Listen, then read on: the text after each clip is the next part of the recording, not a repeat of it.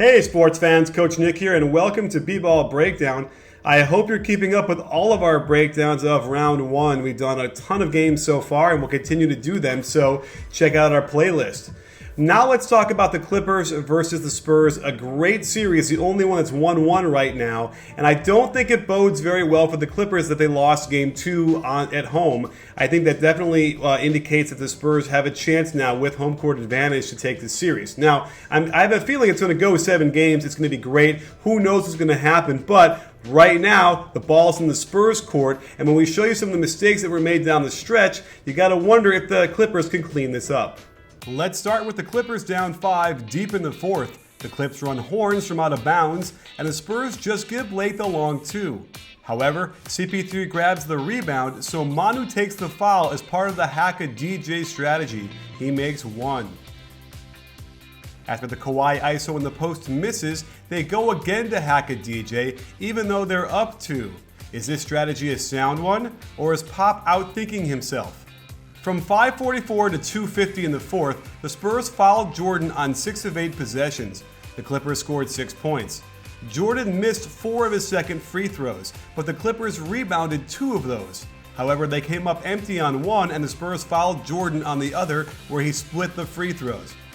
The Spurs break into pistol action with dribble pitch into inside ball screen. However, the spacing is a bit off. Normally, that screen is set closer to the sideline.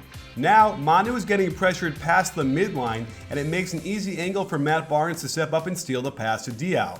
This gets Manu's 6th foul, and it might have been good for the Spurs since he wasn't playing that well anyway. Up 1, the Spurs run some very pretty motion, a series of short passing and cuts along the perimeter looking for an opening. Diaw finds some middle penetration, and on the switch finds Duncan. Watch Jordan totally give up on the play as Diaw tips it in. The only way hack a DJ makes sense if you're winning is if you take more time off the clock before committing the foul. The Spurs finally do this, but almost screw themselves as Jordan got into a shooting motion. The refs did not give him 3 free throws, but I think they absolutely should have. That said, the emotional equilibrium of this team tends to run hot, and Doc models this grandstanding the most. Here's the second time the Clips rebounded. I've been arguing that Jordan should be practicing to miss this on purpose and they can try for the rebound. It certainly looks that way with what they did here. However, Matt Barnes misses both free throws, crucial in a game that went to overtime. The Spurs come up empty and foul Jordan again. The offshoot of all these fouls was that Manu fouled out early and Tim Duncan was forced to play with 5 fouls the last 3 minutes of regulation and 5 minutes of overtime. On the Spurs side, Duncan got a lot of extra rest. Still down 2, CP3 gets the long rebound and starts to go quick. Great pressure by Kawhi gets Paul to give up the ball, but this was a mistake. Now you got Matt Barnes leading the break, and JJ Redick is slow spotting up at the 3-point line. Barnes passes it a beat early before Redick can get set up for his customary 3-point shot, instead of taking a 23-footer in no man's land. Spurs go to Duncan in the low post against Blake, a good idea that plays to their advantage. Watch Duncan lose the handle and then get the case of the yips, just throwing it to JJ Redick. Bellinelli was never open. Redick brings it down and is able to create a drive and free throws on Bellinelli's defense. Tie game, they ISO Duncan on the right block, this time versus DeAndre. Perhaps he's still feeling gun-shy about his turnover, so he executes the dribble pitch with Bellinelli, who is going downhill in a hurry. Not much the defense can do except switch, but look at this crazy tough shot that Bellinelli gets to go in over DeAndre. Wow. The Clippers had been running horns almost at the half-court line all night, giving Chris Paul a lot more downhill space to work with. This forces the switch, and look at Blake's nice footwork and gorgeous left-handed finish over Kawhi. Here's an interesting moment. I bet Pop wished he could speak Italian, since Bellinelli clearly is in the wrong spot. It looks like Pop wanted Bellinelli to be in the corner so that if his man helps on Duncan, he can get a quick open shot from 3. Instead, Bellinelli vacates the corner right away and Pop loses more hair. And watch the perfect timing as DeAndre packs Duncan's hook. This would have been the embarrassing highlight aired all night had the Clippers won. With a tie game, Clippers run horns at half court again, and Patty Mills commits a big blunder. You cannot afford to foul here and give the other team a chance at going ahead, and that's what Chris Paul does. Look at this sideline out of bounds. Blake allows a pass in the mid-post area, a big no-no, but Kawhi doesn't shoot it right away, taking an extra dribble, which gets him a much tougher shot. This time the Spurs get the offensive rebound and are in a perfect 2-for-1 opportunity. Watch the Clippers defense turn it up 3 notches, pressuring the ball everywhere until Bellinelli drives and makes a way too difficult left-handed cross-court heave to Kawhi. Easy steal by Matt Barnes. If only the game could have ended here. The Clippers could be celebrating up 2-love on the defending champions, ready to knock them out. After pushing it up, the Clippers caught the defense cross-matched, so they go to Blake on Bellinelli. Here's what made zero sense. Look at the spacing. You've got Chris Paul, JJ Redick, and then DeAndre Jordan all moving to the right side. And Blake tries to go that way. Even if he hadn't committed this totally awful turnover, there was nowhere for him to go anyway. The Spurs break down the court where Mills gets fouled and ties the game with his 2 free throws. Last year, Chris Paul was the GOAT in Game 5 with several mental errors, and we shall see if this was the last best chance the Clippers had to win this series. With Kawhi hounding CP3, he tries to work his magic at the buzzer, but he's forced to switch off, and Duncan does a good job to contest and force overtime.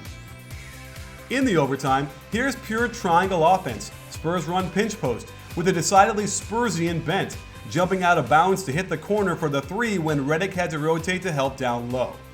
Up 1, a simple high pick and roll gets Mills some daylight. He isn't bothered by the Chris Paul snuggle and hits a dagger from 21 feet.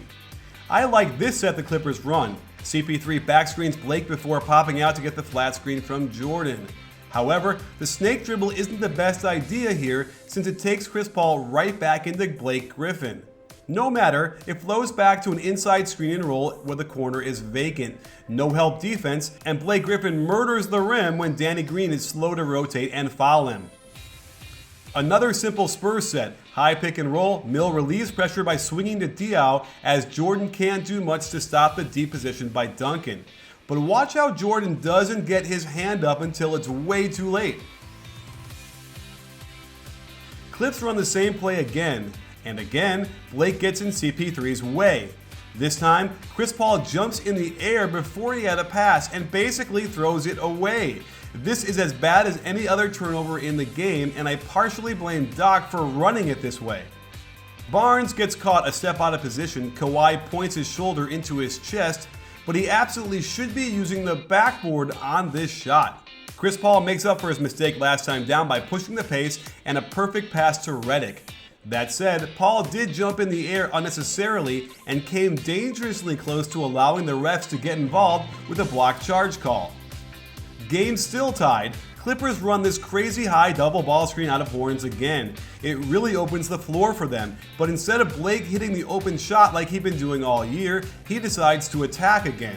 I will say that the initial contact looked like a no call, and perhaps it's the way Blake used his left arm that made Joey Crawford call this a charge. I wouldn't have argued if this was a no call instead, since Diaw is entitled to his position. Here's another crazy basic play the Spurs run. Kawhi sets a pin down for Duncan in the mid-post. He curls around, and again, watch how DeAndre doesn't get his hand up at all. In fact, he gets away with a push. This is a pattern for him and explains why teams shoot well in the lane when he's in the game. Down 2, you gotta run your offense through CP3 and Blake, and that's what they do, getting a shot for Blake from 12 feet away straight on. But instead, he kicks it out to Barnes for a 3.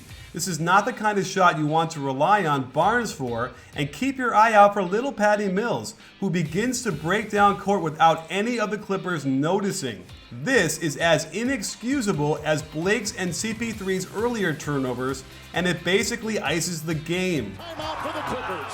That said, they still had time and one more chance, and I like the ball screen for Chris Paul in the post. It gets them Danny Green on Griffin. But when they finally get it to him, he drops the ball and turns it over in the worst way. And this allows the Spurs to put the Clips out of their misery. I'd say Kawhi cuts to the top on this play 99.9% of the time. Barnes plays it that way, but it looks like the Spurs did this on purpose, hitting Diaw in the corner, and watch Kawhi cut back door for the layup. This could very well be the play that ended the series for the Clippers.